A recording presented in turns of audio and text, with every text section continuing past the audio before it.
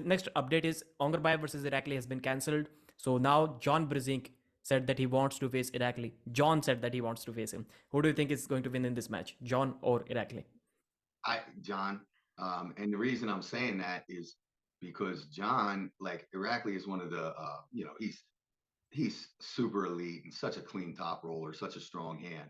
But we kind of saw a little bit of a hole there against Hutchings, where Hutchings posted up, allowed his wrist to go back, kept his pronator, and went sideways. John can do that too. That's kind of been his. I mean, we basically saw a little bit of it against Oli, Hmm. So like he's very comfortable rotating out and letting his hand go, and then accessing that pronation and still going sideways. So I think Engen mentioned to me that after the Hutchings match, Irakli came up to him and was like, "Hey, what am I doing wrong?" Yeah, And cupping. Engen, yep, cupping. You got to defeat the pronator. Like you have to get better at defeating the pronator. So I think Irakli's been focusing on it. So maybe if he's made gains there, we see it go the other way. But you got to kind of favor John. And I don't think John's going to ask for a match that he doesn't think he can win. So I think the old dog is getting better by the event. You know what Yeah. I mean? But if we see John's recent matches, John has trouble against anyone who can do this. Like Mhm. they are willing to open up their arms just to keep that pronation. Irakli is not going to do that. John Brzenk can do that. We saw that. Like Michael Todd can do that. We saw in the practice against Michael Todd against John Brzenk. Michael was doing that. John was not really comfortable getting into that flop wrist position. John can press like that, but John doesn't really want to be in this position where his wrist has been broken back. So Irakli is not going to do that. Other options, whenever someone tries to do this to John Brzenk and go sideways, John has felt comfortable against those guys, be it Corey West or be it Oleg Petrenko. And there are some guys who like to go back, like Irakli is going to do. And Ongarbayev was also, I think he was trying to go back first and then hit with pronation and sideways. I think not exactly the same. Irakli is much more back pressure based arm wrestler, but somewhat similar. Do you think the match can also go similar to the Irakli versus Ongarbayev match? And who? My first question would be, who were you favoring in that Irakli versus Ongarbayev match if that were to happen? I was favoring Agrabayev. Okay. I was favoring him based on his ability to really post up high. Like basically that difference between him and John, I felt like was his ability to be high, get back pressure, pronation, and cup down. Like exactly basically what Engen's saying. Like it's the cupping against the pronation, which I'm just banking that Irakli hasn't cleaned it up as much yet. And I just think I think Ankur Bias is special too. And I feel like if he's healthy, he's coming off an injury, he's just going to keep getting better each match. So I like, seeing where he was at off the injury with John, I gotta believe he's going to be a notch better. So that's kind of how I saw it. Now, as far as Irakli being able to do that to John, possibly because that's kind of what we've seen with John in his comeback. We've seen him being very comfortable in a hook, very comfortable with rotation and down pressure in the hook. We've seen him being comfortable, pulling with his hands slightly back and protecting his pronator. We've seen him comfortable there, but we haven't necessarily seen him super comfortable with an elite top roller high and being able to get wrist flexion. You know, like I don't know if all of John's cupping strength is back yet, which Yeah. I think could come into play into that match. Now we saw early on John's comeback, he pulled Dimitri Kachan, and Dimitri basically completely took his hand. Now that was like the second match back, so he's definitely gotten stronger since then. But John was able to, flop wrist side pressure right through him, which was super gutsy. And that also leads me to believe too that even in a scenario where Irakli can take his hand completely or maybe defeat the pronator a little bit, John still has so much going sideways. Yeah. So and John's back pressure, the other thing too is, and I felt it, like he's hydraulic back pressure. Not many people are taking him off center. Like you said, when we see him having trouble with the open top roll, it's the hands are usually like they're not open to. It's not starting with taking John's hand this way. You Yeah. know, it's just uncomfortable for him to press in the rotation out when the hands are in the center of the table. We normally see him press or come if he doesn't have his hand. We don't. He wins center coming this way before that press comes.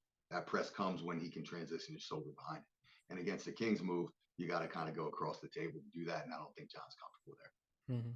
So from the things you said, I have a couple of questions for you. Like Todd Hutchings, you mentioned him earlier. Todd was offensive against Irakli. The match never went to this side of Todd. Like it was always this side. Todd slightly lost his wrist, but it was a wall. It wasn't moving. So do you think John is going to be on the offensive or John is going to be on the defensive against Irakli? I think that'll be a deciding factor.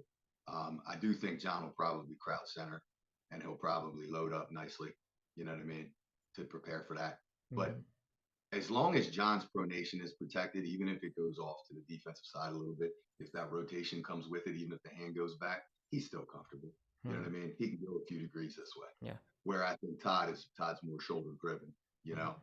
he's just setting up in there on his elbow and just going. You know, Yeah. but I mean, you got to think Irakli at his age has gotten stronger and better for sure. Yeah. So a very interesting match nonetheless. I mean, you know, but I still come back to like if John suggested the match, John usually knows he's thinking two steps ahead of us. So Yeah. very And the second question, to further discuss this conversation, I may have to bring up two matches when Irakli was not as big as he is right now. One was against Dan Moser, and second one was against Sasha Andreev. That was way back.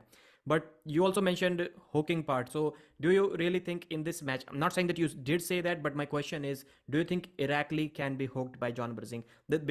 Keep in mind that this guy is someone who is hammer curling more weights than Levan Saginashvili. I think I it's don't going to think he can be be. hooked. I don't. I think if we see it go into a hook, I don't think we'll see it at the go. Like John's transitions are unbelievable. Like I could see the match going a couple different places, some gas being put on Irakli. I mean, very similar to Angerbaya, that first round going into a hook, and the rest of them didn't. You know, I think that was just a product of John's transition and Angerbaya finding where he can and can't go. So yeah, I don't see that going into a hook unless it's mid match later on where John can do one of his amazing transitions and do those things that the rest of us can't do. So you can't say it ain't gonna happen, but I would think that the probabilities of it going into a hook would be low. But maybe John will hear this and say, you know what, I'm gonna prove you wrong. So No, I don't think. I don't think. At least in the first couple of rounds, if Irakli is completely gassed out and John is trying different things, maybe in the third round. But man, that back pressure, that posting back pressure, it's so strong. I don't think he can be hooked. And this is why I brought up the couple of matches that we're going to discuss now. Irakli against Sasha Andreev. Yes, Sasha was able to force him in the hook in round two. First round, he was also not able to do that. And Sasha is one of the greatest arm wrestlers when it comes to forcing a hook on someone. Like literally, almost no one is able to top roll him. RVJ was not able to do that. Irakli was almost able to do that in the first round. Then in the second round, it kind of stayed flat. Then Sasha had to do few like hardcore elbow breaking side pressure surges. Then after that he was able to get some kind of cup. I don't think John is going to do that like without his wrist. Like there are some European arm wrestlers you may have seen, like they don't care if they have their wrist or not. They'll just try to yeah, just slam you sideways, and during that process they'll slowly gain some cupping. This is what Sasha did to him. I don't think John will be able to do that, and Irakli was not even 90 kilos back then. In this match, I think right. he's going to show up over 100 kilos. And against Dan Moser in 2021, we saw one weakness in Irakli's game. When he tried to go sideways, yes, he beat Dan like that, but his wrist also went slightly back against Dan when he was about to finish him. I think if at any point in this match Irakli's wrist goes back trying to finish John, you cannot really beat John like that with a broken wrist. Yeah, especially when you're top rolling and you're counting on, defeating pronation. If it goes once, it's probably going to keep going, you know. Yeah. Yeah, did I have a hard time digging too much into those earlier matches down at like 85 kilograms or 87. I think he's just a different animal now. I don't know what the weight cap is for that. I'm thinking it's like 110 probably. No, Um, 105 match. is it 105? Yeah, same. Just it's just a replacement. John, Ongar Baya, Virakli, all of them competed in that same weight class.